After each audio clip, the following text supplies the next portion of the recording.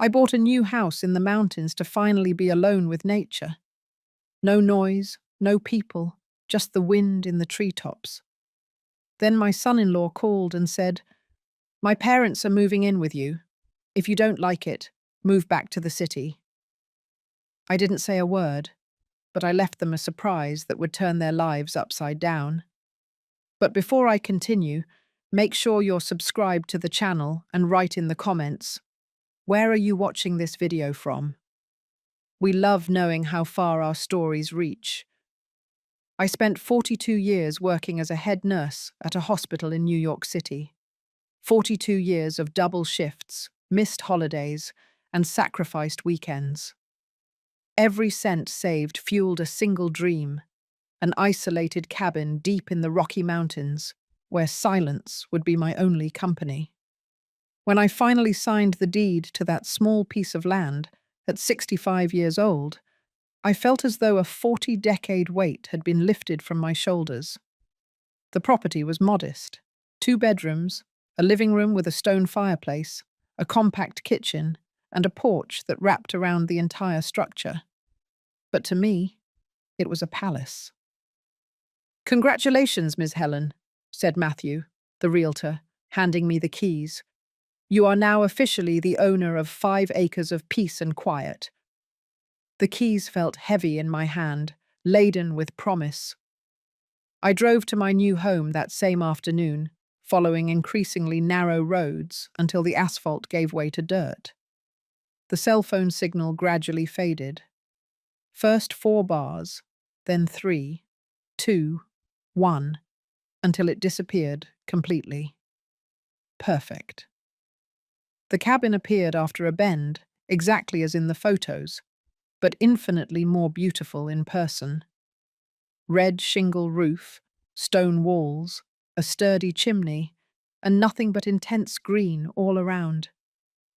I parked the car, put my hands on the steering wheel, and took a deep breath, letting the tears flow freely. I was home, at last. The first few weeks were pure bliss. I woke up with the sunrise. I drank coffee on the porch, watching colourful jays and hummingbirds. I walked the property, recognizing every tree, every bush. At night, I sat by the fireplace with a book and a glass of wine, while the silence of the forest rocked me to sleep. It was exactly as I had dreamed, until the phone call came. I had to drive 5 miles to the only spot where the cell phone caught a signal, because the device had rung while I was in the nearest town buying groceries. It was Marilyn, my only daughter. "Mum, I'm glad you answered. We have a serious problem here." Something in her voice made me grip the phone tighter.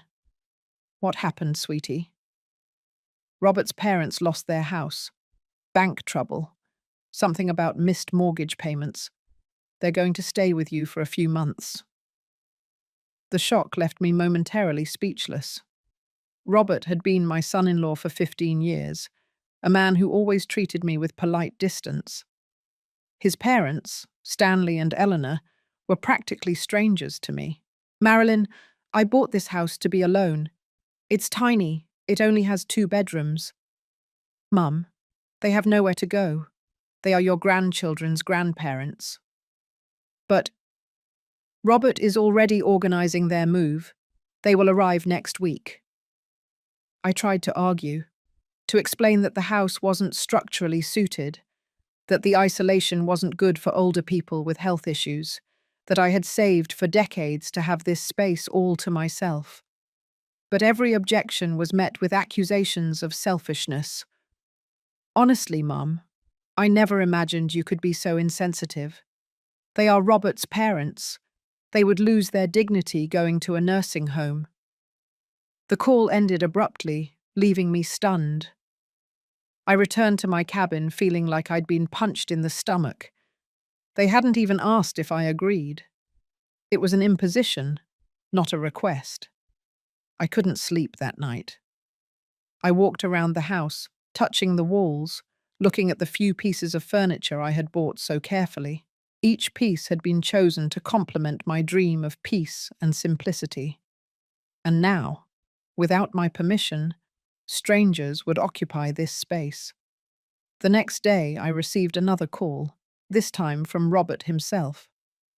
Helen, just to confirm, my parents will arrive on Friday. I'll send their things tomorrow.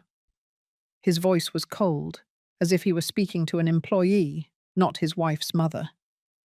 Robert, wait. We need to talk about this. I don't have the proper setup for— Look, Helen, he interrupted me. If you don't like the idea, you can go back to New York City. The apartment you sold still hasn't found a buyer. Those words revealed everything. It wasn't a temporary situation. They wanted my house, my dream, my sanctuary, and they expected me to just give it up. When I hung up the phone, something had shifted inside me. The patient, conciliatory nurse I had always been gave way to a woman willing to fight for what was rightfully hers.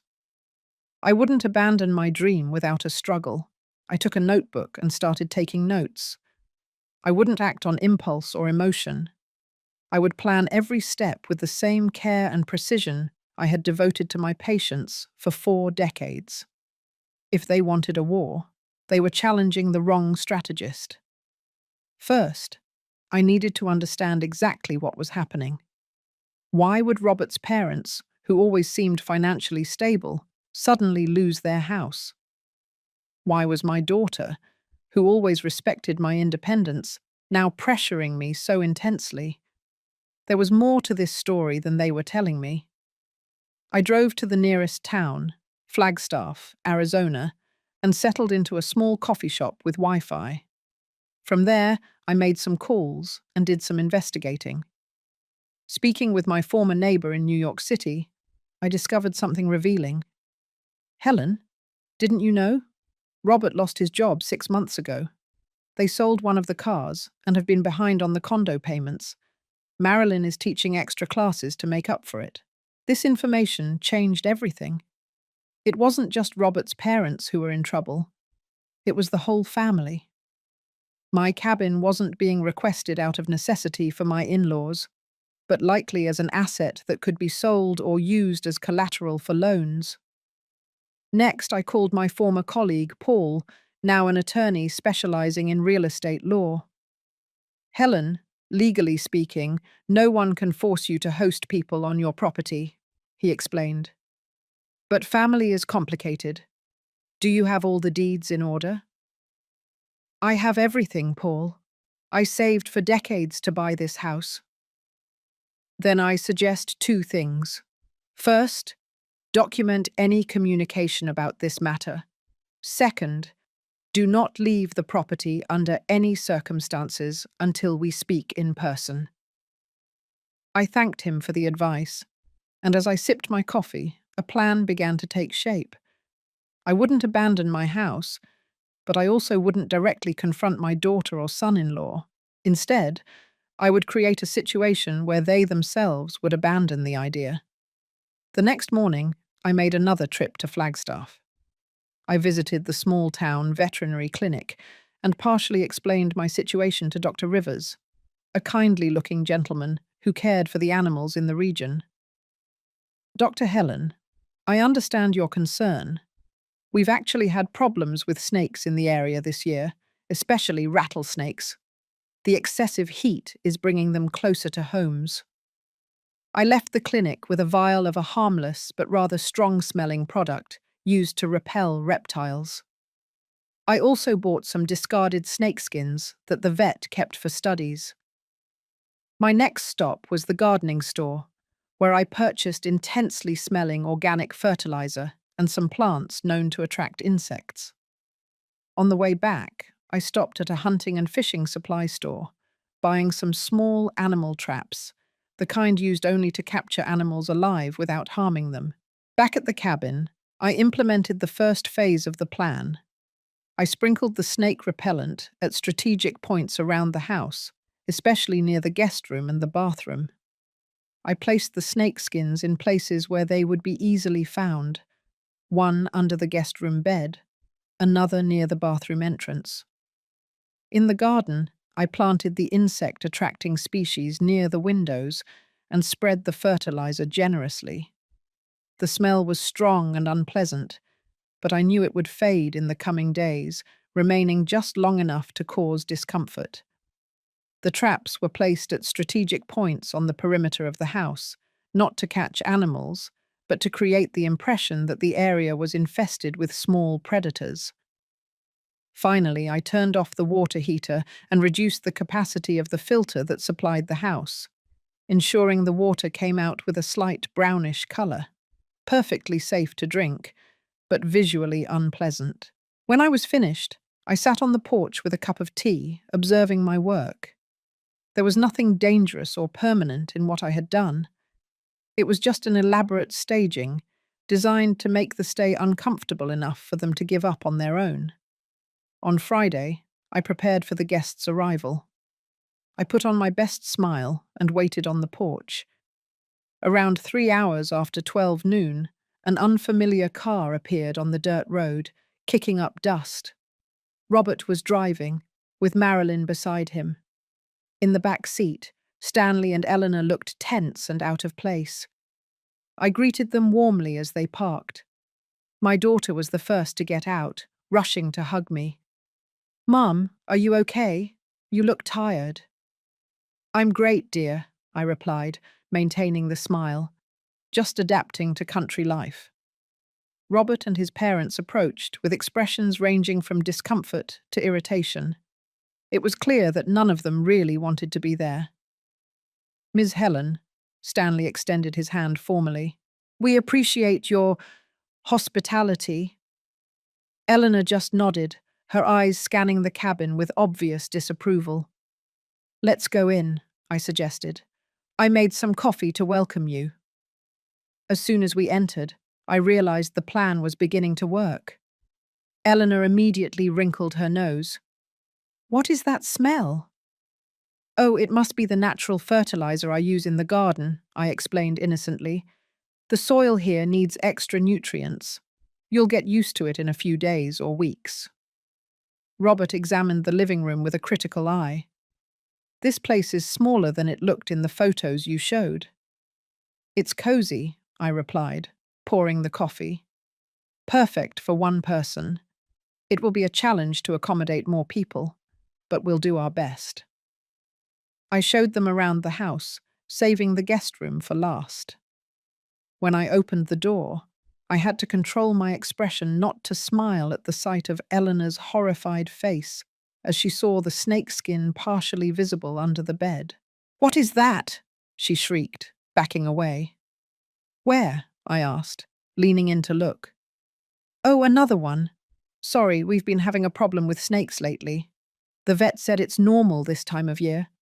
They come in looking for warmth, but they're harmless most of the time." "Most of the time?" Stanley repeated, paling. "Well, except for the rattlesnakes, of course. But don't worry. It's been almost 2 weeks since the last incident." Robert shot an alarmed look at Marilyn, who seemed equally disturbed. "Mum, you didn't mention anything about snakes." "I didn't want to worry you, dear. Besides, I'm learning to live with nature. It's part of the charm of the country." The bathroom elicited similar reactions when I turned on the faucet and the water came out with a brownish coloration. "It's just a little iron," I explained. "Perfectly safe to drink. And the shower, well, we only get hot water on really sunny days." That evening, as I prepared dinner, I overheard Robert and Marilyn talking quietly on the porch. I approached silently to listen. "This is unsustainable," Robert was saying. "My parents can't stay here. Did you see that snake?" "I'm worried too," Marilyn replied. "I think we underestimated how isolated this place is. And the water. We have to think of another solution," Robert concluded. I returned to the kitchen feeling a mixture of relief and guilt. My plan was working, but manipulating my own daughter made me uneasy. However, it was necessary. This house represented everything I had worked for. During dinner, I made sure to tell stories about the challenges of rural life, the scorpions that occasionally appeared in the corners, the difficulty of getting emergency medical assistance, the lack of cell phone signal. "But do you know what's hardest?" I commented, serving a simple dessert. "The loneliness. Sometimes I go days without talking to anyone. I start talking to the walls." I laughed, as if I found the situation amusing. "That's why I'm so happy for your company." The look of panic that Eleanor and Stanley exchanged was almost comical. That night, lying in my bed, I heard the agitated whispers coming from the next room. The plan was in motion, and I could already glimpse victory. But something inside me wondered, at what cost? The guests' first night went exactly as I planned. Around 2 hours after midnight, I remotely activated one of the traps outside the house, causing a loud bang. Then, using a flashlight, I projected shadows that looked like animals moving on the exterior walls. Eleanor's screams echoed through the house. "There's something out there! Robert, go check!" I calmly got up, putting on my robe, and found them all in the hallway, pale and scared. "It must just be a possum," I explained calmly. "They usually roam at night. Sometimes they get onto the porch, but they're harmless, unless you startle them." Robert, with a golf club he had brought in his luggage, looked more terrified than willing to face any creature. "A possum?" he whispered. "Are you sure? Or maybe a wild hog? They're also common around here." The next morning, coffee was served in an atmosphere of palpable tension. Eleanor had deep, dark circles under her eyes, and Stanley chewed silently, constantly looking out the window. "Sleep well?" I asked innocently. "It was different," Marilyn replied, trying to be diplomatic. "The noises from the brush are scary at first," I commented, pouring coffee. "But you'll get used to them. Now, about today, I have to go to town for groceries. Will you be okay alone? The cell phone signal only works at the top of the hill, just in case you need anything." The thought of being isolated without communication and clearly disturbed them, but they nodded stiffly. Before leaving, I made sure to lock my bedroom door. "Not out of distrust," I said, "but out of habit for someone who lives alone." In reality, I wanted to protect my important documents and personal items. I noticed Robert's calculating gaze following my movement. I spent the day in town, not only shopping, but also talking with my lawyer, Paul, who had flown in from New York City, especially to meet with me. "Helen, based on what you told me, there are indications that they might be attempting some kind of asset fraud," he explained, as he analyzed the documents I had brought. "I've seen cases like this. They start by moving in elderly relatives, and then they try to claim the property, alleging dependency or incapacity. What can I do to protect myself?" "First, I'm going to register a formal document declaring your full mental and physical capacity, with recent medical evaluations. Second, we will create a specific will, making it clear that the property cannot be sold or transferred without your explicit consent. And third, we'll install security cameras at the house, for your protection, of course." Returning to the cabin late that afternoon, I found an almost comical scene. Eleanor was sitting in the car, the door locked, refusing to go inside the house. Stanley was arguing heatedly with Robert on the porch, while Marilyn seemed to be crying in the kitchen. "Did something happen?" I asked, feigning surprise. "My mother found another reptile in the bathroom," Robert explained, barely containing his irritation. "And the water is completely yellow today." "Ah, it must be because it rained last night," I replied calmly. "It affects the well. As for the snake, it was probably just a small king snake. They like damp places." "A king snake?" Stanley exclaimed, his voice rising an octave. "They're generally harmless," I continued, unloading the groceries, "unless you provoke them. Anyway, I brought chicken for dinner. I hope you like strong seasoning. The chili peppers here are fantastic. During dinner, I kept the conversation on topics I knew would make them uncomfortable. The lack of nearby medical assistance, the frequent problems with water and electricity supply, the poisonous animals common in the region. Did you know we're the only ranch in a 30-mile radius without a health center? I commented, serving more chicken. People around here joke that if you have a heart attack, you'd better already be right with God. Eleanor barely touched her food. Stanley ate mechanically, as if each bite was a supreme effort. "And how long do you plan to stay?" I finally asked. "So I can organize the groceries." A heavy silence fell over the table. Robert cleared his throat.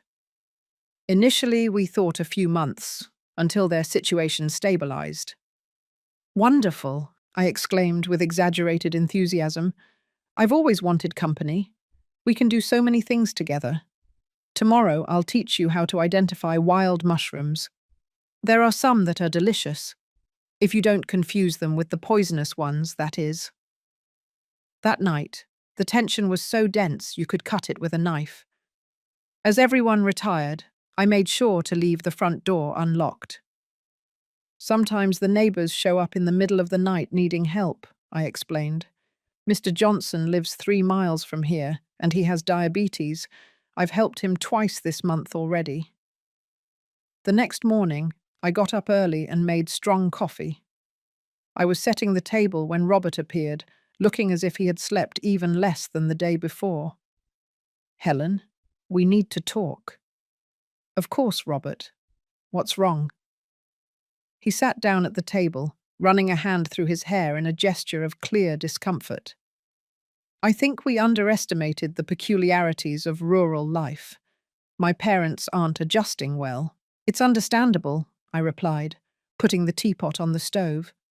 "Life here is for adventurous spirits. Not everyone adapts to the isolation, the snakes, the insects." "Exactly," he interrupted me. "We're considering other options." I stifled a smile of satisfaction. What a shame. I was so happy for the company. But I understand, of course, their health and comfort come first. Before Robert could answer, we were interrupted by a scream coming from the guest room. Eleanor came running out, still in her pajamas, holding a shoe. "There was a huge spider in my shoe," she exclaimed, trembling, "the size of a saucer." "Ah, it must be a tarantula," I commented naturally. "They usually seek shelter in footwear. They're generally not venomous, but the bite can cause swelling and pain for a few days." Robert's face expressed a mixture of horror and determination. "It's decided. We're leaving today." Marilyn joined us, looking confused and distressed. "Today? But where will your parents go?" Robert hesitated, clearly not having thought about that. I seized the opportunity. "You know, I was just thinking," I began, serving coffee. "You mentioned that the house in New York City hasn't sold yet. Why don't you use it temporarily? It would be much more convenient for everyone, with hospitals nearby, clean water, no snakes." Robert and Marilyn exchanged meaningful looks. "That's not a bad idea," Marilyn said slowly. "We could postpone the sale for a few months." I watched in silence as the solution I had subtly planted began to sound like their own idea. Within 2 hours, the suitcases were being loaded back into the car. Eleanor looked rejuvenated just thinking about leaving the cabin, and Stanley didn't even bother to hide his relief. Marilyn hugged me goodbye. "I'm so sorry, Mum. We thought it would be a good solution, but we see that it's not viable. Are you really okay here alone?" "I'm in paradise, dear," I replied sincerely.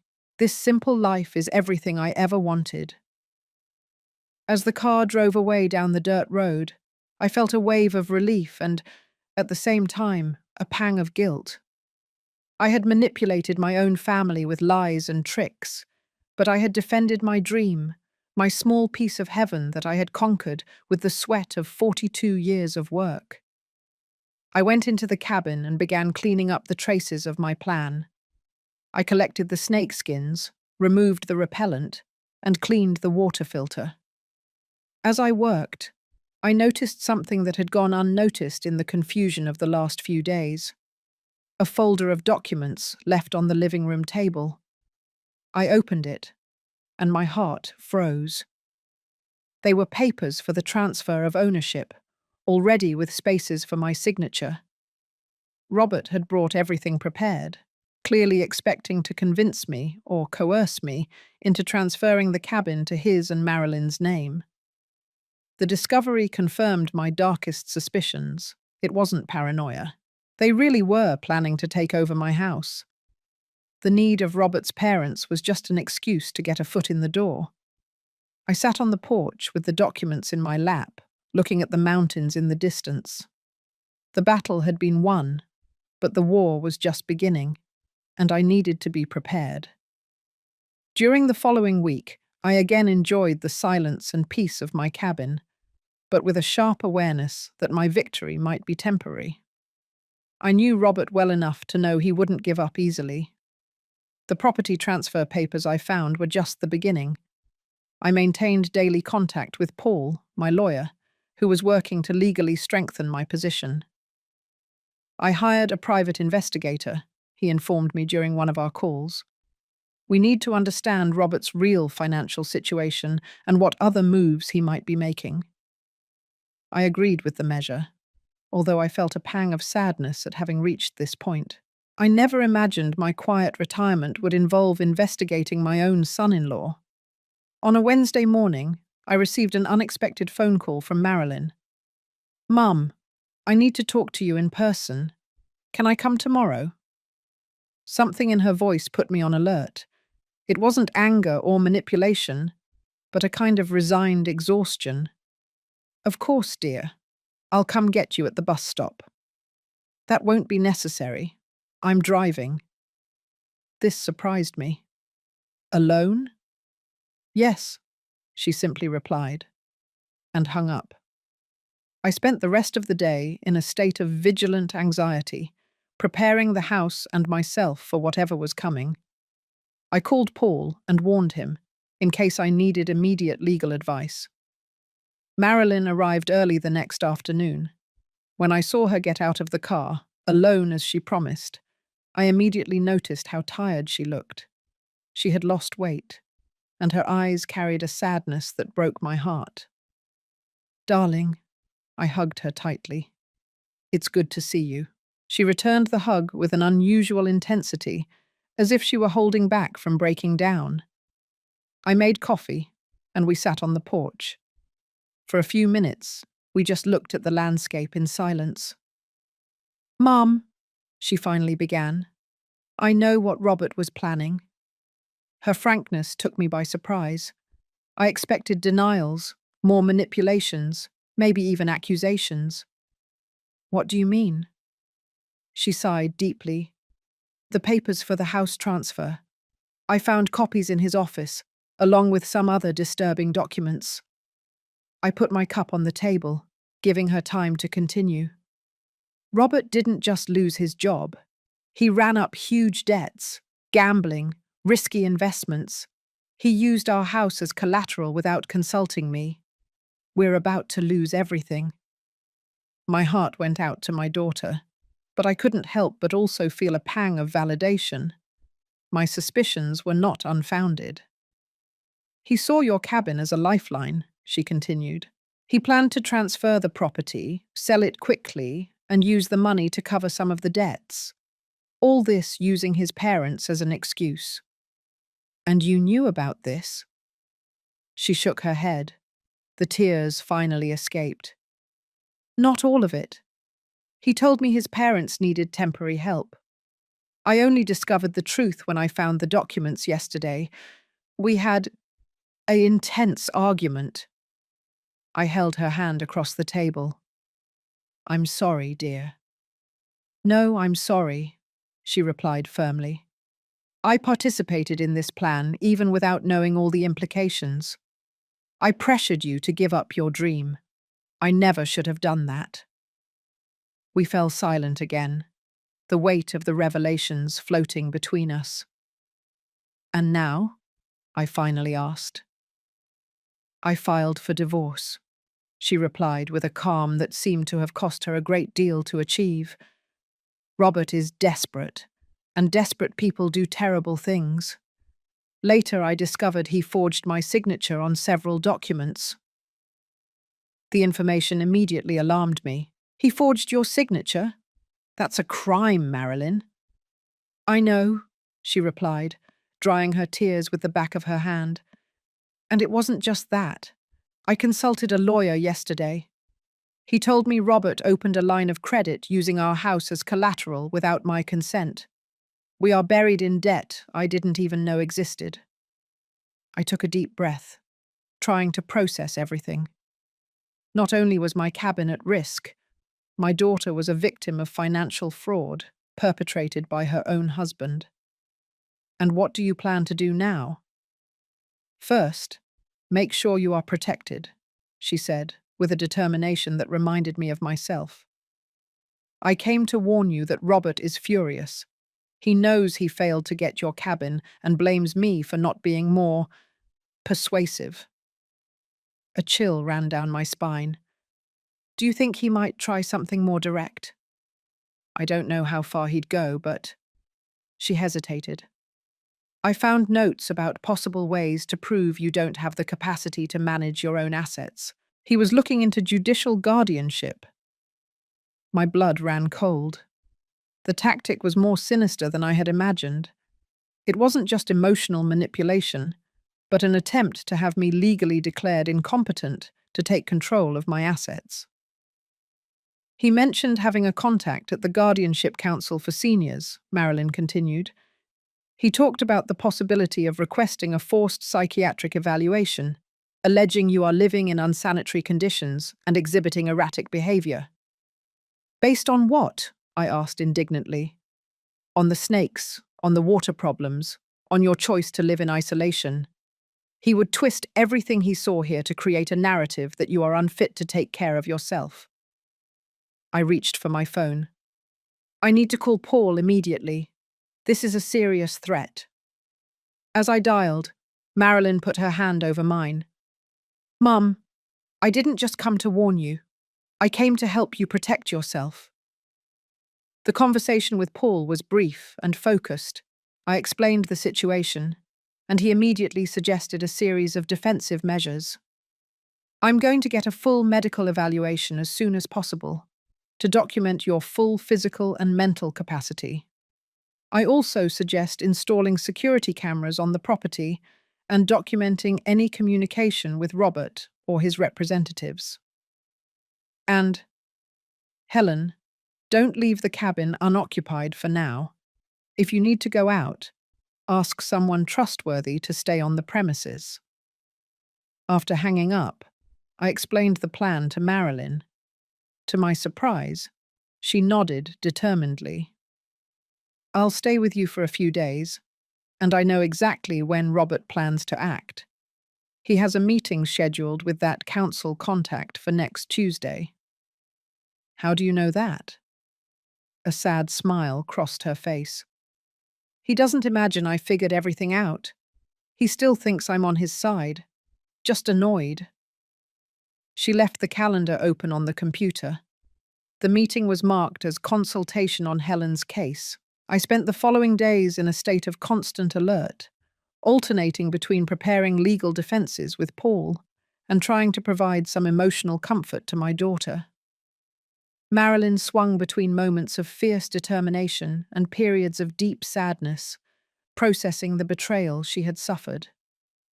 On Sunday, while we were preparing lunch together, she finally talked about Robert's parents. "They knew, Mum. Maybe not all the details, but they knew Robert wanted your house.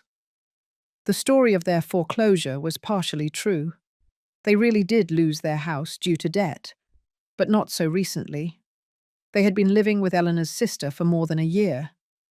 So why the charade? Robert convinced them it would be a solution for everyone.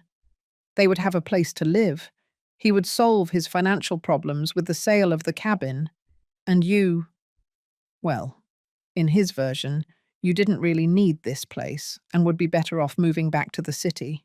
The coldness of the calculation shocked me. And they easily agreed? When it comes to money, Robert's family has always been pragmatic. She chose the word carefully. I think they came to establish residency. They would stay long enough for you to feel uncomfortable and give up, and then Robert would sell the property, giving them a small share. And you, Marilyn, where did you fit into that plan? She lowered her gaze. He convinced me that you were being stubborn, isolating yourself here, that it was dangerous for a woman your age to live alone so far from everything. He said the cabin could be our country home, and that you would stay with us in New York City, where you belonged. My heart ached for the manipulation my daughter had suffered. Robert knew her weak points, the concern for my safety, the desire to have me close, and had exploited them for his own ends. On Tuesday morning, we received a visit from Paul, accompanied by a geriatric physician and a psychologist, both with impeccable credentials. I underwent a complete evaluation, documenting my physical and mental health. The reports were clear. I was in excellent condition for my age, fully capable of making my own decisions and caring for myself. I also recommend we make a video, Paul suggested, after the conclusion of the exams. A statement from you explaining your situation, your conscious choices, and the reasons why you chose to live here. We recorded the testimony on the porch, with the mountains as a backdrop. I spoke clearly about my career as a nurse, my retirement dream, the careful financial planning I had done, and how life in the cabin represented everything I had ever wanted. This is not an impulsive decision or a whim, I asserted to the camera. It is the result of 4 decades of hard work and careful planning. I am fully aware of the challenges of living in a rural area, and I have taken all the necessary precautions to ensure my safety and well-being. As I spoke, I noticed Marilyn watching with a complex expression, pride mixed with deep sadness.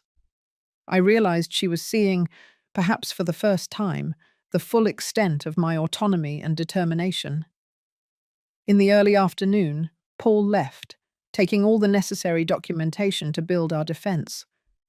Moments after his departure, the phone rang. It was Robert. "Helen, we need to talk."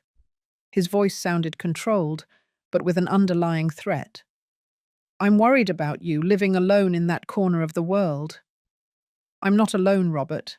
Marilyn is with me." A momentary silence. "Marilyn is with you? Since when?" "For a few days. We're having a wonderful time together." I heard his breathing change, his anger barely contained. "Put her on, please." I handed the phone to my daughter, who put it on speakerphone. "Marilyn, what are you doing there? We need to talk about the divorce and—" "There's nothing to talk about, Robert," she interrupted him with a firmness that filled me with pride. "I've already made my decision, and I found out about your plans for my mother." "What plans? What are you talking about?" "The property transfer papers. The consultation scheduled for today with your friend from the Guardianship Council. The attempt to have my mother declared incompetent." Another, longer silence. "You don't understand," he finally said, his voice now clearly agitated. "We're on the verge of ruin. I need solutions." "Your debts are not my mother's problem," Marilyn replied firmly. "Or mine. We'll resolve this legally through the divorce." "You can't do this to me." "I already did. And one more thing, Robert. If you try anything against my mother, anything at all, I have enough evidence to incriminate you for signature forgery and fraud. Think carefully before you act." She hung up the phone and sank into a chair, trembling slightly. "I'm proud of you," I said, taking her hand. "I learned from the best," she replied with a small smile. "I just hope this is enough to stop him." Unfortunately, it wasn't. The next morning, as we were having coffee on the porch, an official car parked at the property entrance. A middle-aged woman, with a serious expression and a folder in her hand, approached. "Ms. Helen Smith?" she asked formally. "That's me." "I'm Vanessa Jones, a social worker from the County Senior Council. We received a complaint about your situation, and I came to conduct an evaluation." Marilyn and I exchanged glances. Robert had gone ahead with his plan, even after our warnings. "Of course, Ms. Jones," I replied calmly. "Please come in.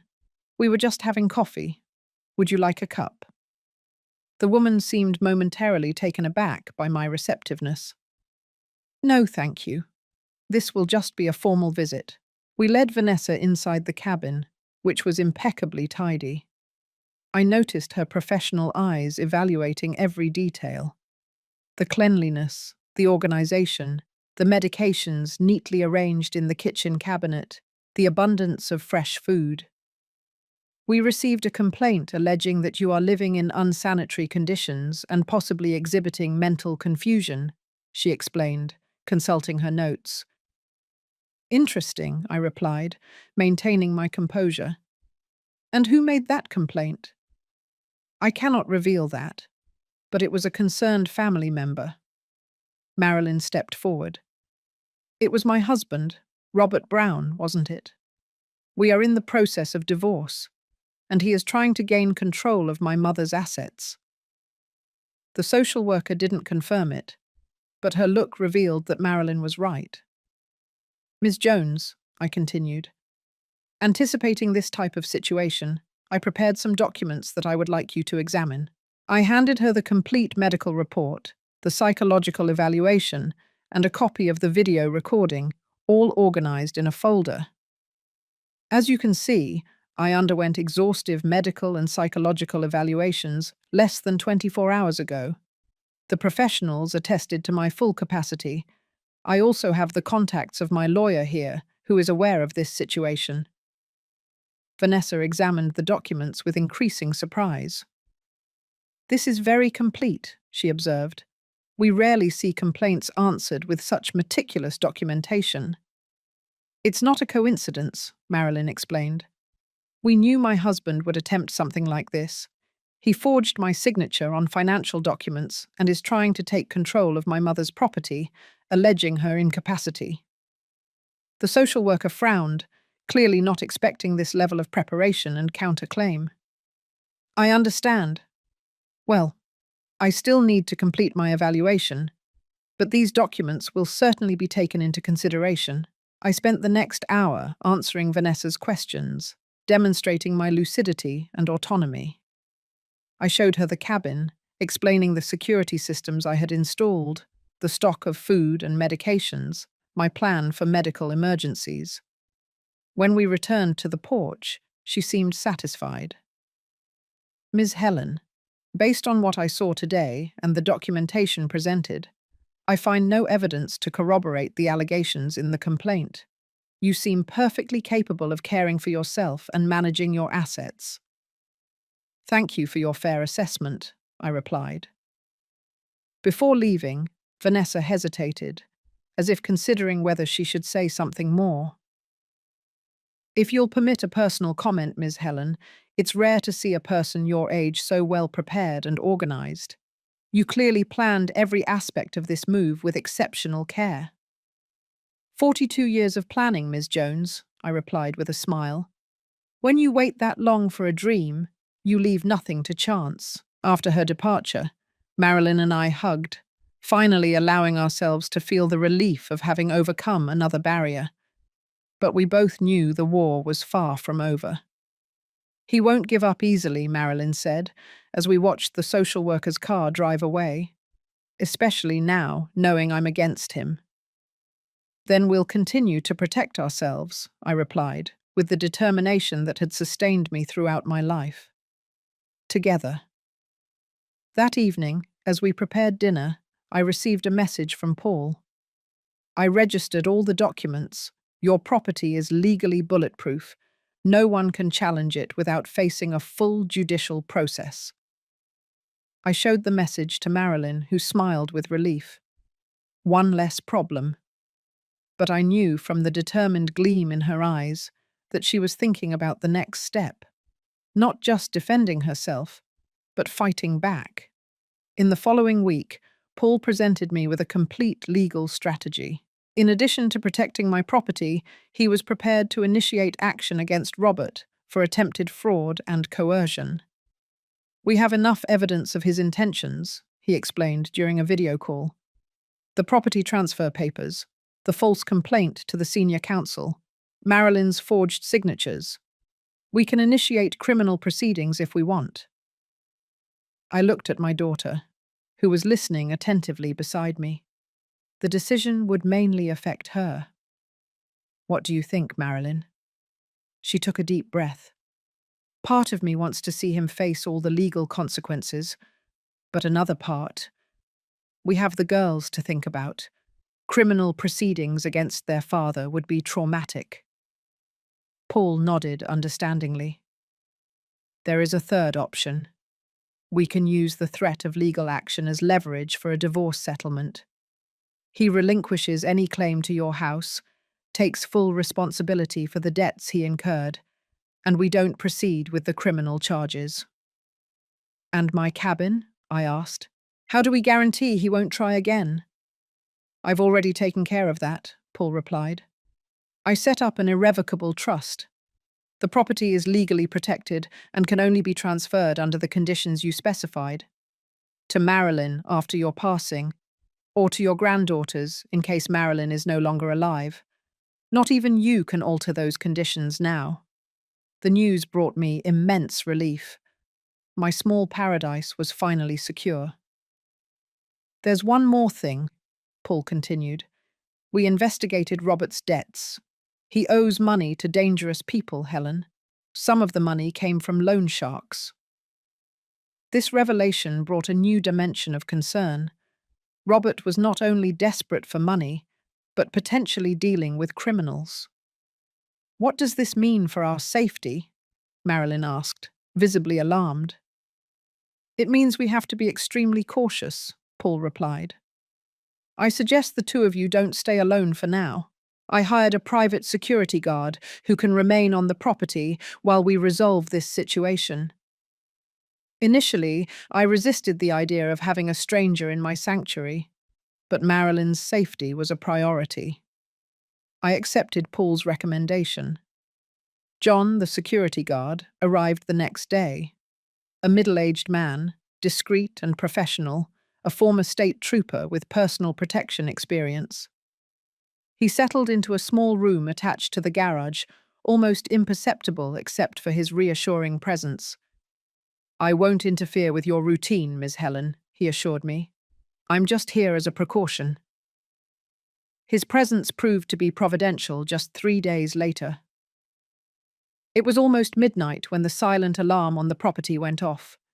John discreetly woke us up. We have movement on the south perimeter, he informed us in a low voice. 2 people. They seem to be casing the house. My heart raced. Robert? I can't identify him. Stay in the room. Lock the door. I've already notified local police.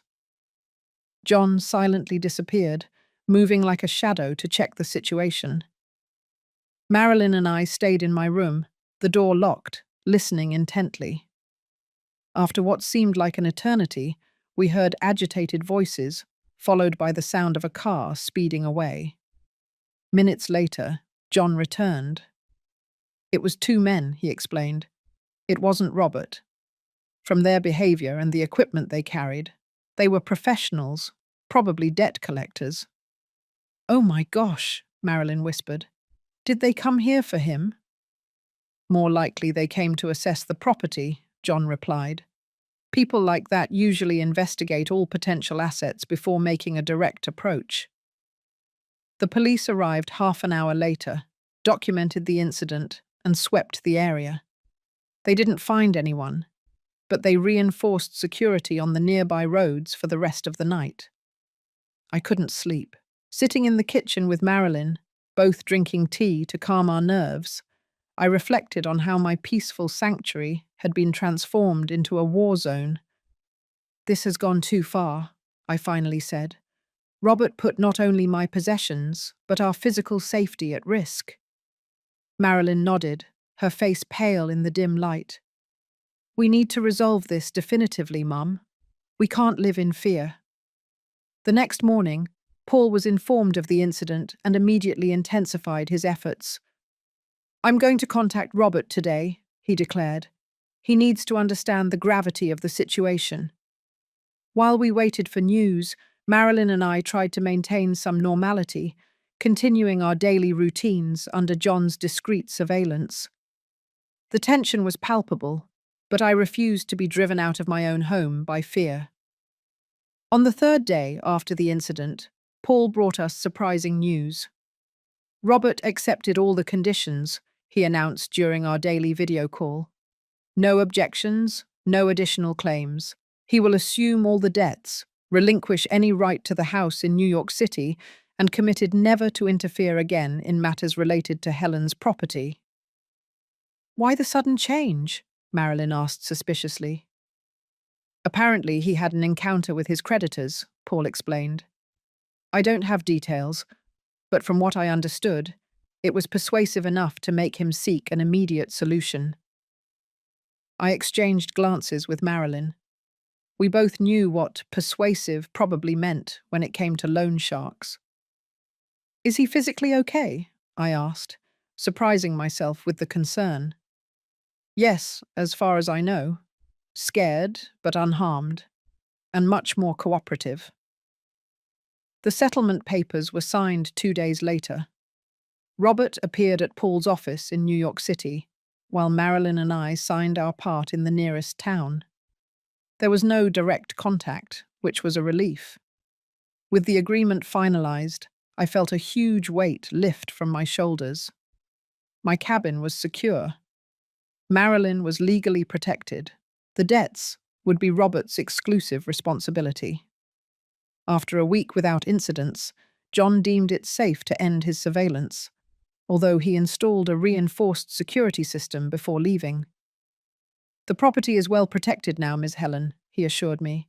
"Cameras, motion sensors, direct connection to local police. You will be safe."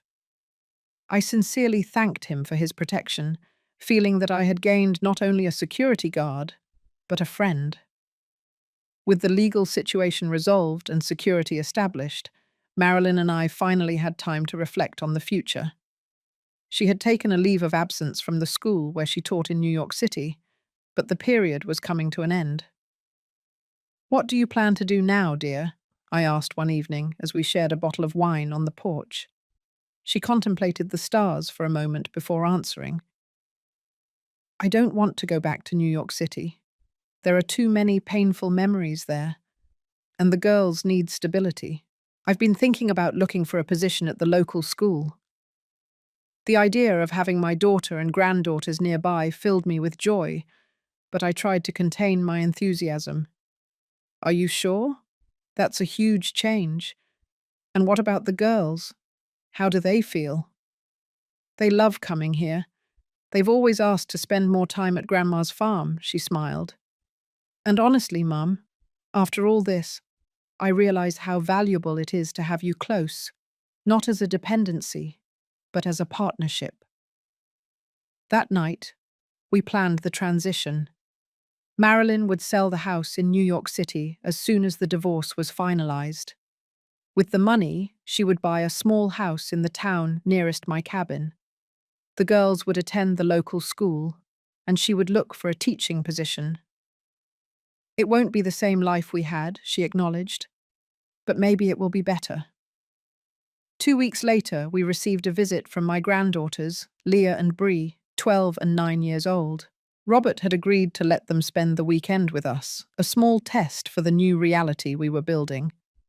Watching them running around the property, exploring the woods, feeding the birds that visited my feeders, brought a joy I hadn't felt in months. Their laughter echoed through the valley, healing something deep inside me. On Saturday night, Sitting around the fire pit I had prepared in the backyard, Bree leaned her head on my shoulder. Grandma, when we move closer, will you teach us how to make bread like today's? Of course, dear, I replied, feeling tears forming, and many other things. Bree, Mum said it's still not certain that we're moving, Leah corrected, always the more cautious of the two. But I want to, Bree exclaimed. In the city, we can't have a dog in the apartment. Here, we can have dogs, chickens, even a pony. Marilyn laughed, exchanging glances with me. Let's take it slow, young lady. First the house, then we'll discuss the petting zoo. In that moment, looking at my family gathered around the fire, under the starry sky that only the country can offer, I felt a deep certainty. All the suffering, all the struggle, had been worth it. My dream of a quiet retirement had been threatened, but I emerged from the battle with something even more precious. Not just the cabin, but the promise of a life shared with my daughter and granddaughters.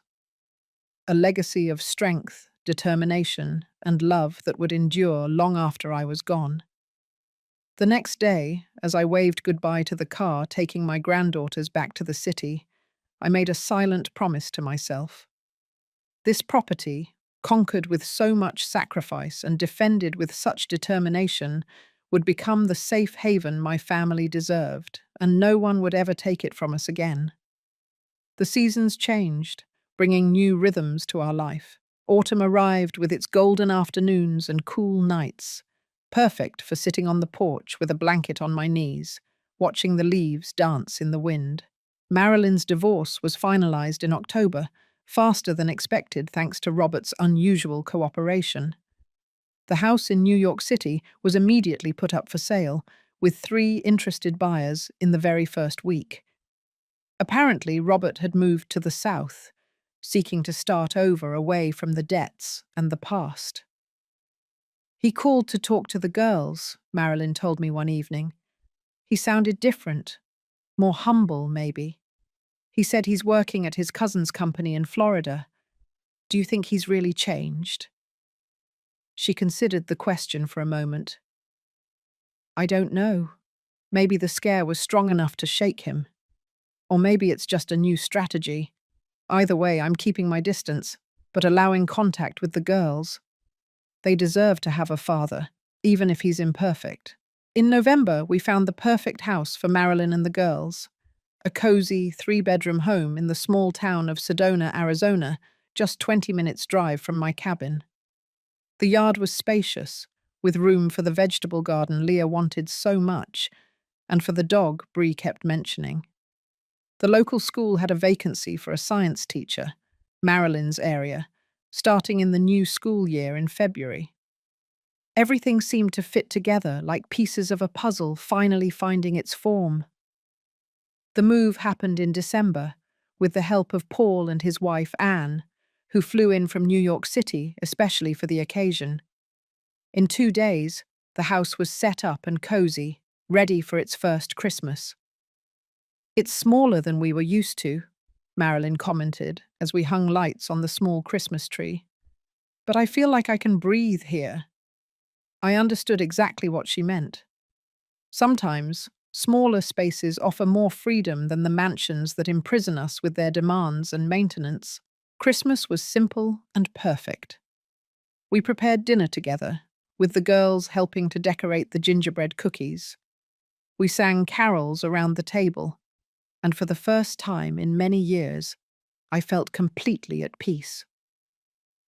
Grandma, can we go look at the stars on your porch later? Bree asked as we did the dishes. Of course, dear. The sky will be especially beautiful tonight. Later, as the 4 of us snuggled under blankets on my porch, watching a sky speckled with thousands of stars, Leah made a surprising observation. I think everything happened as it was supposed to. What do you mean, honey? Marilyn asked. If Dad hadn't tried to take Grandma's house, we wouldn't be here now, all together, and I like it much better here than New York City. The wisdom of that 12-year-old girl moved me deeply.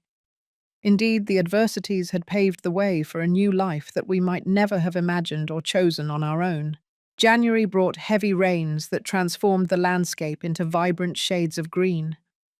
I spent hours helping Marilyn and the girls plant their first vegetable garden: tomatoes, lettuce, carrots, herbs. I taught them what I had learned from my own experience, feeling the joy of passing on knowledge that could sustain generations. At the end of the month, the newest family member arrived. Thor, a golden-haired mixed breed that Bree chose at the local shelter. The dog, medium-sized and with endless energy, quickly adapted to the new family, following Bree everywhere like a golden shadow and sleeping at the foot of her bed every night. February arrived with the start of classes. Marilyn began her new job as a science teacher, nervous but enthusiastic about the challenge.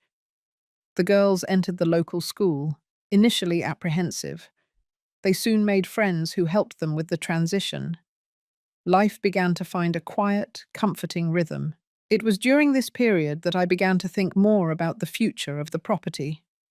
Although Paul had legally guaranteed that the cabin would pass to Marilyn after my death, I felt the need to do more than simply preserve it. "I've been thinking," I told Marilyn during one of our Sunday lunches, "about expanding the property a little." "Expanding how?" "The neighbouring land is for sale. It's 3 more acres, with a spring and an old pecan orchard. It would be a good addition." Marilyn looked at me surprised. "You want to buy more land? I thought the cabin was your final dream." It was, or so I thought. I looked out the window, watching Leah and Bree playing with Thor in the backyard. But now I realize that dreams can grow. I imagine this place not just as my refuge, but as a legacy for the 3 of you. A place where the girls can grow up connected with nature, where they can bring their own children someday. "I don't know if we have the financial means to expand right now," Marilyn replied cautiously. "We're still getting settled." "I do," I replied simply. "I saved for longer than I needed for the cabin. I have a substantial reserve." The following week, we visited the land together. It was a beautiful property, slightly sloping, with a small valley where a crystal-clear stream ran. The orchard, though needing care, had huge trees that promised abundant fruit. "We could build a second house here," I suggested, pointing to a flat area overlooking the valley. "Not now, but eventually. A bigger house for you when the girls grow up. We could connect the properties with a trail." I saw Marilyn's eyes light up as she imagined the possibilities. The dream was beginning to grow within her too. We bought the land at the end of February, an investment in the future that represented much more than acres of land. It was a commitment to the life we were building, a declaration that we had chosen this path not only as a temporary refuge, but as our new reality. In March, I received an unexpected letter. The envelope had the letterhead of a Florida law firm, and for a moment I felt my heart race with the concern that Robert was attempting some new legal tactic. But the content completely surprised me. It was a personal letter from Robert, not a legal document, handwritten on plain paper, not the firm's letterhead. "Ms. Helen, I know you must be surprised to receive this letter, perhaps even worried. I want to assure you that there is no threat or strategy here, only feelings that need to be expressed. I have no justification for my behavior. What I did was unforgivable. I tried to take something that meant everything to you, something you conquered with decades of honest work, while I sought an easy solution for problems I created with my own hands. The last few months have forced me to face painful truths about myself. The person I became was not someone I could be proud of. I was not the father my daughters deserved, or the man I once promised to be. I am in therapy now. I work in a modest but honest position at my cousin's company. I am gradually paying off my debts, living simply. I don't expect forgiveness, not from you or from Marilyn. I just wanted you to know that I finally understood the value of what I tried to steal. Not just a property, but a dream, a life achievement, a symbol of dignity and independence. I hope you find all the peace and happiness you deserve in your cabin. And I thank you, strange as it may seem, for having fought with such determination. Your strength showed me the kind of character I hope to one day develop. Respectfully, Robert. I reread the letter several times, searching for manipulation or falsehood between the lines. But time taught me to recognize sincerity, and something in those words rang true. I showed the letter to Marilyn that evening. She read it in silence, emotions passing over her face like clouds on a windy day. "Do you believe him?" I finally asked. "I don't know," she replied honestly. "Maybe. The girls say he sounds different on the weekly calls, more present, more interested in their real lives, not just asking superficial questions." "People can change," I commented, "especially when they face the consequences of their actions." "Maybe," Marilyn nodded, "but trust, once broken, is hard to rebuild." "Not impossible, though," I replied gently, "just extremely difficult, and it's earned slowly, with consistent actions over time." Life continued its course, with the small joys and challenges of daily life gradually replacing the major dramas of the previous months. We planted fruit trees on the new land. We established the trail that connected the two properties, and I started teaching the girls the names of native plants and their properties. One May afternoon, while we were harvesting pecans in the newly acquired orchard, Bree made an observation that deeply touched my heart. "Grandma, did you know the oldest trees give the best fruit?" she asked, her face and hands purple from the fruit juice. "It's true," I confirmed. "These trees are at least 60 years old, maybe more." "Just like you," she exclaimed innocently. "You also got better with age." "How so, dear?" "Mum said you were always great, but before you were quieter, always doing what others wanted. Now you're strong and determined, like a big tree that no one can chop down." I looked at Marilyn, who smiled sheepishly. "Kids and their candid mouths," she commented. "But it's true," Bree continued. "Grandma taught us to be strong. When a girl at school bothered me, I remembered what Grandma did when the bad people tried to take her cabin. I stood my ground and didn't let the girl make me cry." I hugged my granddaughter, feeling an emotion that went beyond words. Without realizing it, I had passed on more than practical knowledge about plants and animals. I had shown them the value of determination, of courage, of fighting for what we love. That evening, sitting alone on my porch, I reflected on the journey of the last few months. What began as a threat to my retirement dream had transformed into something much greater, the creation of a new kind of life for my entire family. The cabin I had defended with such determination was no longer just my personal refuge, but the heart of a small family universe we were building together. My granddaughters would grow up knowing the taste of fruit picked directly from the tree, the sound of silence in the rural mornings, the incomparable brilliance of the stars away from light pollution. In June, I received an unexpected call from Paul. "Helen, I have some interesting news," he announced. "Remember that evaluation the social worker did at your cabin?" "Yes." "Apparently, your case generated discussions at the senior council." "What kind of discussions?" "Positive ones," he assured me. "They were impressed with your preparedness, your autonomy, your ability to defend yourself against attempts at financial exploitation. They want to invite you to participate in a panel on senior rights and the prevention of asset abuse." The idea took me by surprise. "A panel? Me? I've never been a public speaker, Paul." "It would just be an informal conversation sharing your experience.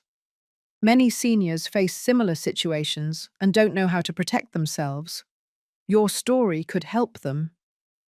After a few days of reflection, I accepted the invitation.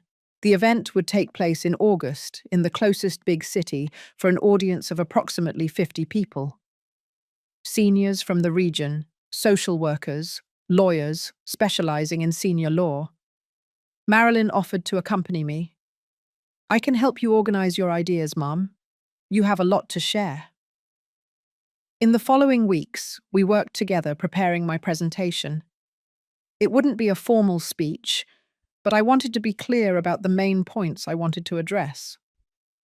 The most important thing, I explained to Marilyn as we organized the notes, is for other seniors to understand that planning isn't just about money, it's about autonomy, about the right to choose how and where we want to live our final years. On the day of the event, I arrived nervous but determined. The room was full, not just the expected 50 participants, but almost 80 people of all ages. Apparently, the topic had sparked more interest than anticipated. When it was my turn to speak, I looked out at the audience and saw faces that reflected my own experiences. Older women and men, many accompanied by adult children, some alone, all seeking guidance on navigating the complex territories of old age, independence, and family relationships. My name is Helen, I began, and at 65 years old, I discovered a strength I didn't know I possessed. I told my story without unnecessary dramatization, focusing on the practical aspects, the importance of legal documentation, the need to know your rights, the value of allies like Paul, the courage to establish clear boundaries with family members.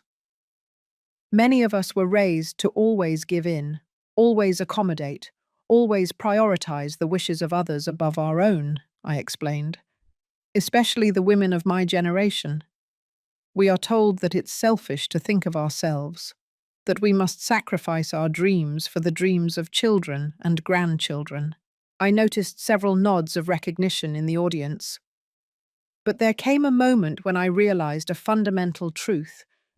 Taking care of myself is not selfishness, it's necessity. As a nurse, I always taught my patients that we can't give from an empty well. We need to strengthen ourselves first, and only then can we help others. I spoke about the importance of creating support systems that don't depend exclusively on family members, about how to document situations of pressure or abuse, about how to establish legal protections for hard-earned assets. When I finished, the room erupted in applause. In the following minutes, I was approached by various participants, many seniors with stories similar to mine, some professionals impressed with the strategies I had developed, even young people who wanted guidance on how to help their parents or grandparents preserve their autonomy. One lady, in particular, moved me. Mary, 72 years old, a widow, who had been pressured by her son to sell her house and move to a room in the back of his residence. "Listening to you today gave me courage," she said, holding my hands. "I'm going to find a lawyer tomorrow. I don't want to sell my house. It's where I lived with my husband for 40 years, where I have my memories, my neighbors, my independence." On the way home, Marilyn drove in silence until she finally commented, "I'm so proud of you, Mum. You know that, right?" "Thank you, dear. But why, exactly?" "For everything. For fighting for what you believed in. For showing me that it's never too late to set boundaries. For now helping other seniors to do the same." She paused before adding, "And for giving me a second chance, even when I disappointed you." "You never disappointed me," I replied firmly. "You were manipulated, just as I was many times in my life. The difference is that you had the courage to recognize it and change direction. Many people never achieve that." We arrived home at sunset, with the sky painted in shades of orange and pink. The girls came running to greet us, eager to hear about the event. I told them about the people I met, the stories I heard, the impact my experience had made. Does that mean you're famous now, Grandma? Bree asked with wide eyes. I laughed heartily. No way. It just means that sometimes, when we share our difficulties, we discover we're not alone, and that can make all the difference. That evening, after everyone had gone home, I stayed once again alone on my porch, watching the stars. The silence I had longed for enveloped me like a blanket, no longer as a solitary refuge, but as a sacred space where I could reflect on the unexpected blessings that had emerged from such turbulent times. I realized that in defending my cabin, I had actually discovered a more complete and authentic version of myself. A Helen who wasn't afraid to set boundaries, who knew her own worth, who could inspire others with her experience. And perhaps that was the real gift that retirement brought me. Not just a physical place to call mine, but an inner space of autonomy and wisdom that no one could ever take away from me. The first anniversary of my move to the cabin arrived on a perfect spring Sunday. The sky was an intense blue, speckled with white clouds that looked like cotton. The trees had donned new leaves, and wildflowers coloured the fields around the property. Marilyn and the girls prepared a surprise. A special lunch in the area we had transformed into a small vegetable patch on the newly acquired land. They set up a rustic table under the shade of the pecan trees, decorated with flowers picked on the property, and embroidered tablecloths they found at a town bazaar. To commemorate a year of resilience and rebirth, Marilyn toasted, raising a glass of homemade wine we had learned to make with a neighbour. The girls also prepared gifts. Leah gave me a handmade book where she had recorded, in her neat handwriting, all the medicinal plants we had identified on the property, complete with detailed drawings and notes on their uses. Bree had built, with the help of the school art teacher, a carved wooden sign for the property entrance. Helen's haven, conquered with grit, protected with love. So no one ever forgets that this land is yours by right, Grandma, she explained seriously. That day marked not only the anniversary of my move, but also the beginning of a new family tradition. We decided that every March we would celebrate Resistance Day, as Bree affectionately named it. A time to remember that some dreams are worth fighting for, and that true family is strengthened, not weakened, by adversity. As the months passed, our small community grew in unexpected ways. Paul and his wife, Anne, enchanted with the region during their visits, bought a small farm a few miles away to spend weekends and eventually retire there too. John, the security guard who protected us during the most tense moments, opened a rural security consulting business in the nearby town and frequently visited us, bringing new technology and tips to keep the property safe without sacrificing its natural beauty. And then there was Vanessa, the social worker who had investigated the complaint against me. After the panel on senior rights, she sought me out for a frank conversation. "Your case changed my professional focus," she confessed. "I realized that we often see seniors as vulnerable people who need to be protected, forgetting that they also have the right to self-determination and independence." She began visiting me occasionally, initially for professional reasons. She wanted to learn more about how I had structured my rural life to maintain autonomy even in advanced age. Over time, our conversations evolved into a genuine friendship, based on mutual respect and a shared interest in protecting the rights of seniors. On one of those visits, she brought an unexpected proposal.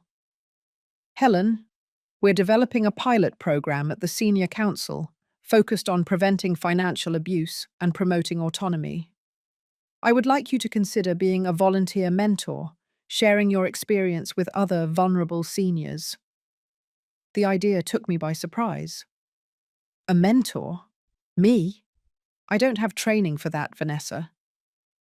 You have something more valuable: lived experience, practical knowledge, and an incredible ability to face challenges without losing dignity or compassion. I accepted the invitation after some reflection. Once a month, I would spend an afternoon at the community centre in town, advising seniors who were facing family pressure, attempts at manipulation, or simply seeking guidance on how to maintain their independence as they aged. This new role brought me deep and unexpected satisfaction. After decades caring for people's bodies as a nurse, I was now caring for their rights, their autonomy, their dignity. Every story I heard resonated in some way with my own journey.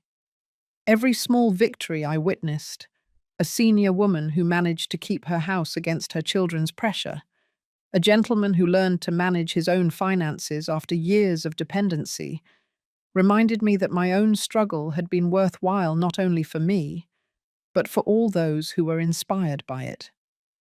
In September, I received an unexpected email from a regional publisher. Someone who had attended the panel on senior rights suggested that my story could be turned into a small book, part of a collection on active and conscious aging. "I'm not a writer," I initially replied. "You don't need to be," the editor assured me. "We can assign someone to record your memories and knowledge. You would just share your story, and we would take care of the rest." Marilyn strongly encouraged me. "Mum, think of how many people you could help. There are so many seniors facing similar pressures without knowing how to protect themselves." The book project moved forward slowly, with weekly interviews where I shared not only the story of the cabin, but my entire trajectory. The decades as a single nurse saving every penny, the meticulous planning for retirement, the challenges of setting boundaries with family, the practical strategies for maintaining independence in old age. "I don't want it to be just about me," I insisted. "I want it to be a practical guide, something other people can use as a reference when facing similar situations." In November, something happened that I never imagined possible.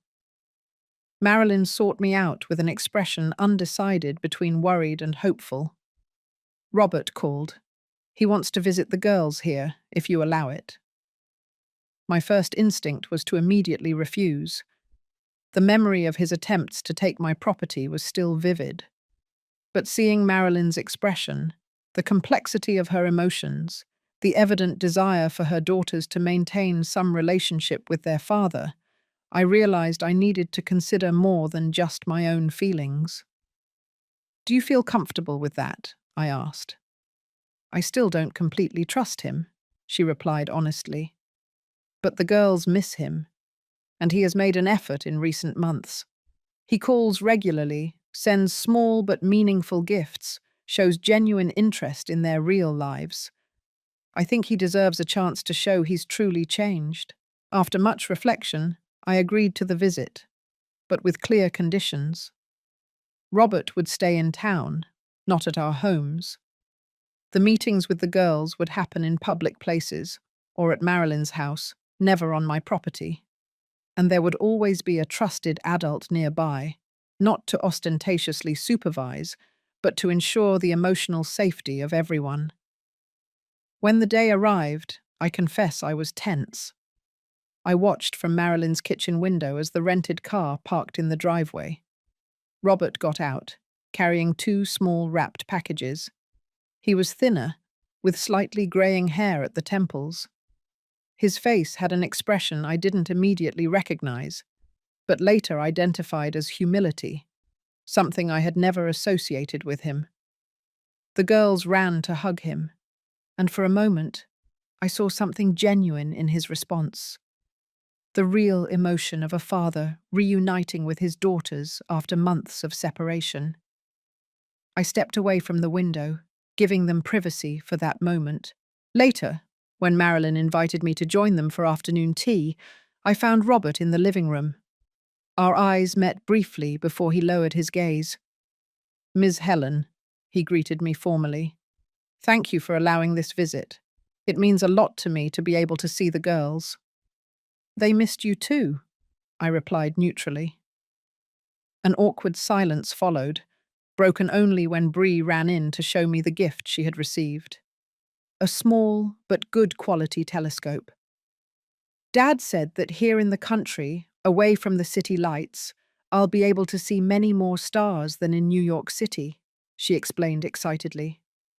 I looked at Robert, surprised by the appropriate choice of the gift, something that recognized and valued the girls' new lifestyle, rather than reinforcing what they had left behind.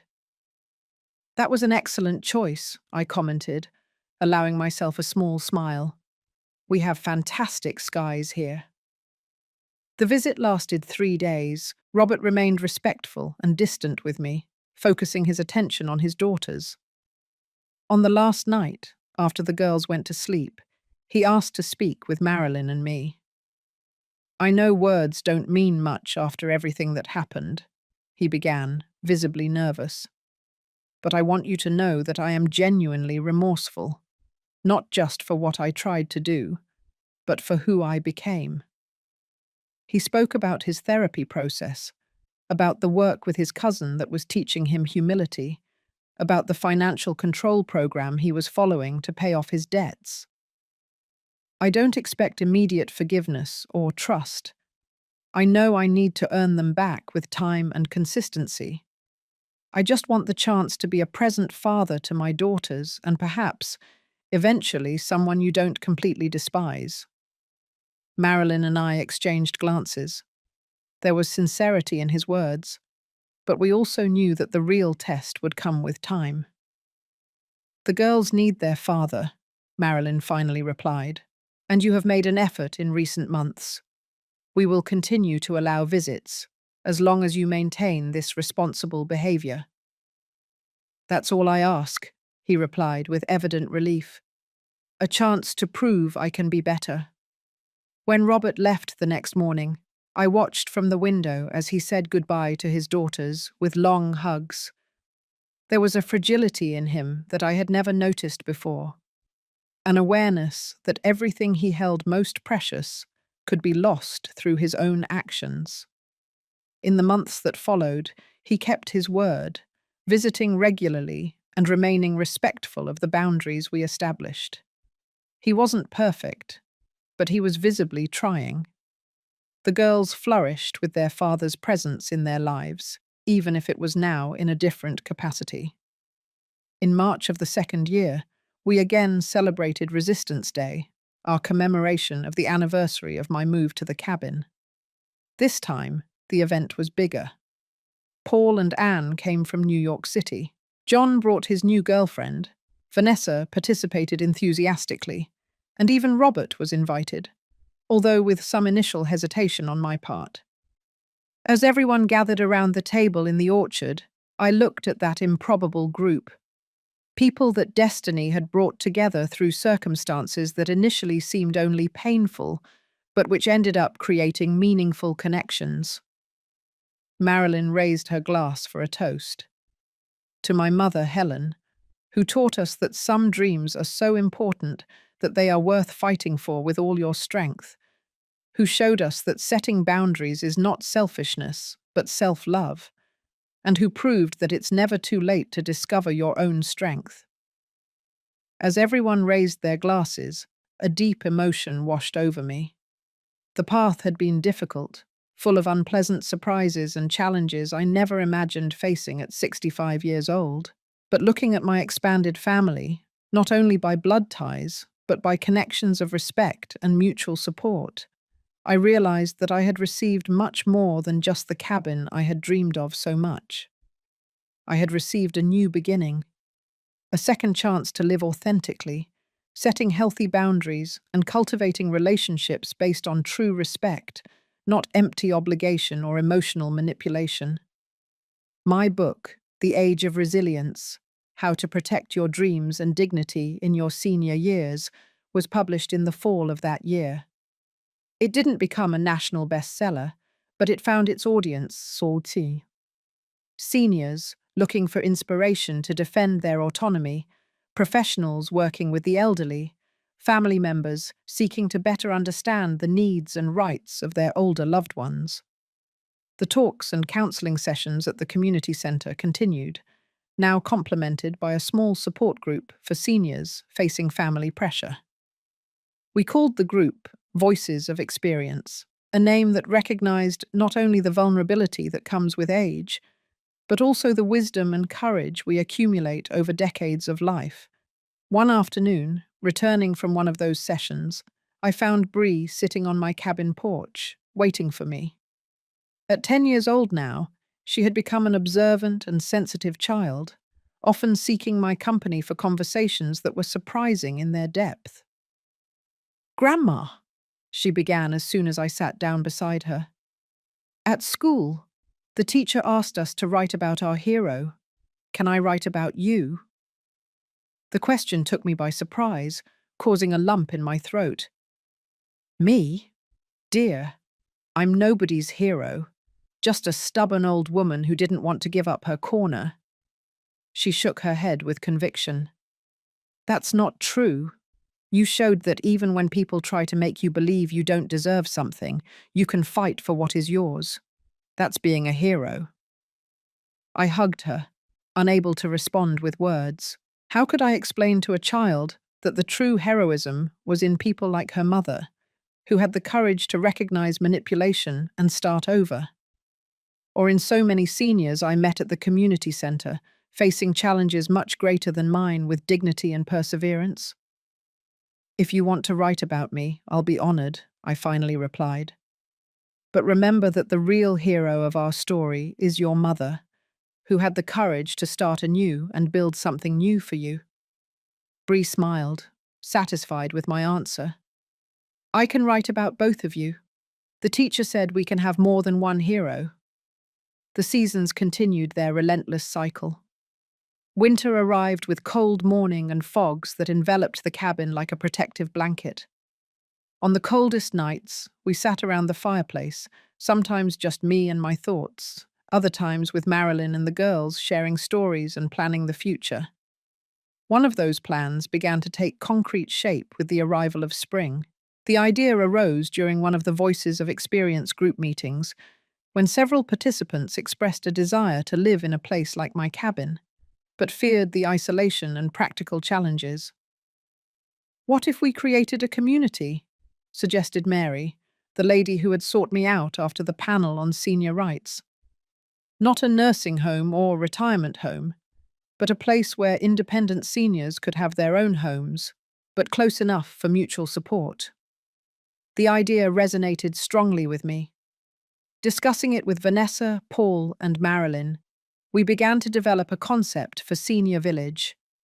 Small homes adapted for accessibility, with common areas for socialization, community gardens, and a mutual support system that would allow residents to maintain their independence without the isolation that many feared. "We could use part of the new land," Marilyn suggested.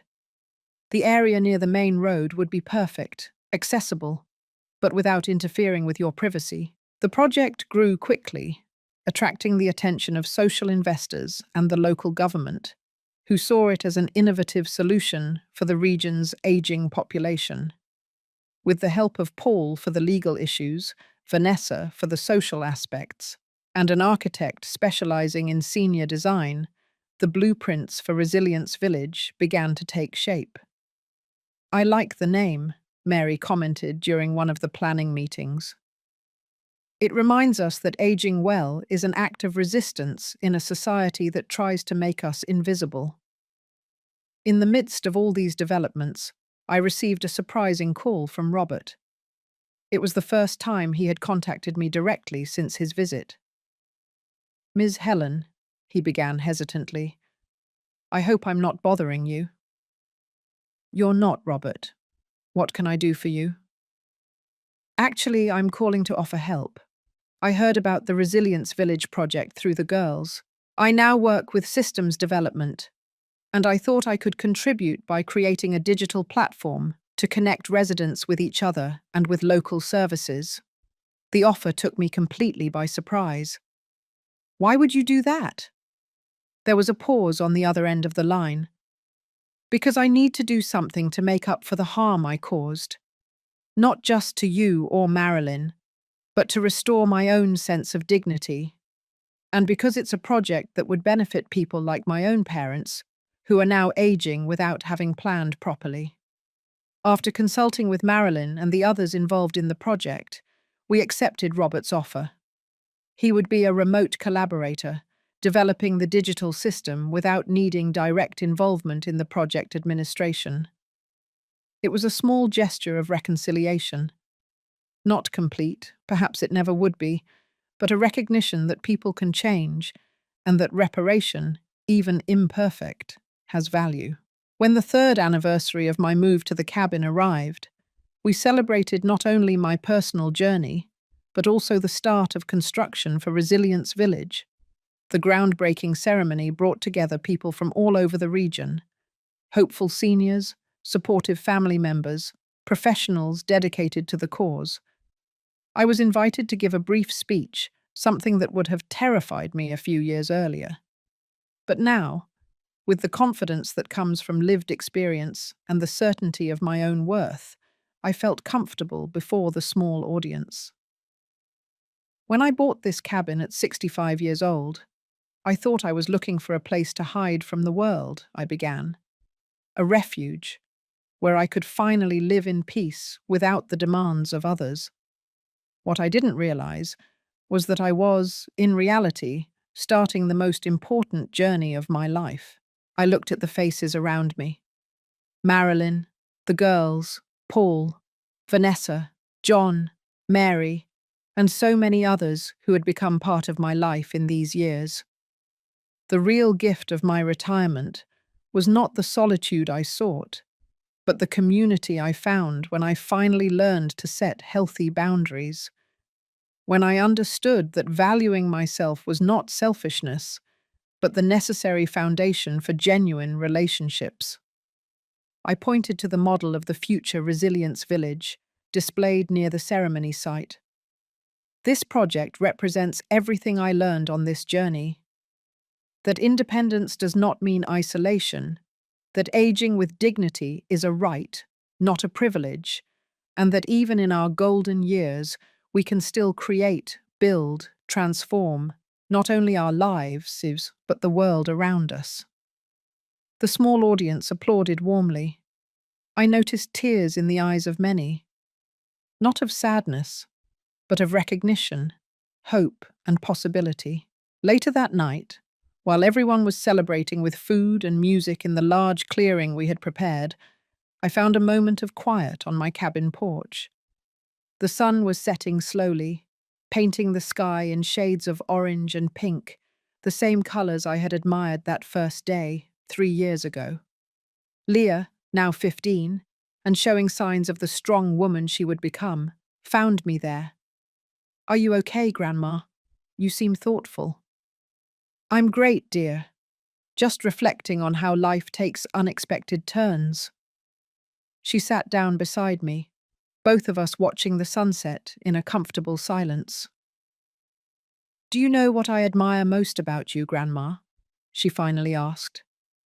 "It's not just that you defended your dream, but that you allowed it to grow and change, to include other people." Her words touched me deeply with their wisdom beyond her years. "Perhaps that's what aging well really means," I replied after a moment. "Not just clinging to what we planned, but remaining open to new dreams, new beginnings.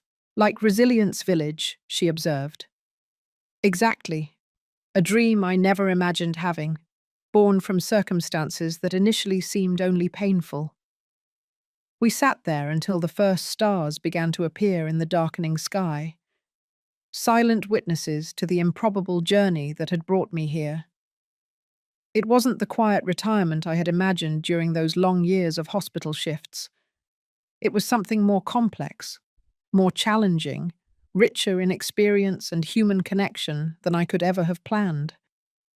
The cabin I had defended with such determination was no longer just a refuge from the world, but a starting point for a new phase of engagement with it. On my own terms, with clear boundaries and a renewed purpose. As I watched the lights of the celebration in the distance, with the distant sound of laughter and conversation, I felt a deep gratitude for Marilyn and her courage, for the girls and their fresh perspective on the world, for every person who had crossed my path in these last few years, contributing to the rich and complex tapestry my life had become. And I even felt gratitude for the crisis that almost cost me everything, because without it, perhaps I would never have discovered the strength that had always existed within me, waiting for the right moment to flourish. Now, if you liked this story, click subscribe and tell me in the comments what part left your jaw dropping. Oh, and don't forget to become a member for access to exclusive videos that I don't post here. I'll be waiting for you there.